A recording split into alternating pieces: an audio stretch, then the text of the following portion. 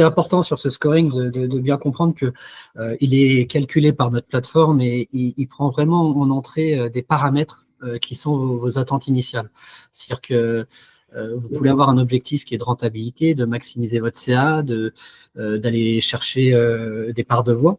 Donc nous, on oriente l'algorithme par rapport à vos objectifs et il va calculer la performance par rapport à cet objectif-là et pas forcément par rapport à la vision que peut avoir Google, où on lui met qu'un seul objectif, qui est le CPA, le ROS qu'on mettait juste avant. Donc ça permet d'avoir un premier niveau par rapport à des performances publicitaires, des atteintes d'objectifs qui sont vos objectifs. Et après, on va enrichir avec vos données business. Et ça, c'est vraiment essentiel, parce que c'est ce qui permet d'avoir une première inflexion de l'algorithme Google. Ou autre. Si on va du coup sur ce qu'on réalise concrètement, ce qu'on est capable de réaliser concrètement à l'heure actuelle en matière de scoring et de collecte aussi de données multisources, parce que c'est aussi la clé de cette intelligence que l'on ajoute dans notre plateforme et à notre diffusion publicitaire. On a par exemple ici un client qui nous demande d'intégrer un certain nombre de variables qui sont propres à son business.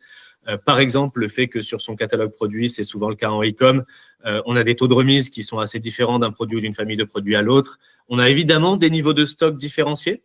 On a un positionnement prix qui est pas toujours le meilleur, pas toujours le moins bon, mais qui fluctue en fonction du temps, en fonction du repricing, en fonction de tout un tas de paramètres. Et puis évidemment, il y a des catégories et des familles de produits qui comptent plus que d'autres pour lui.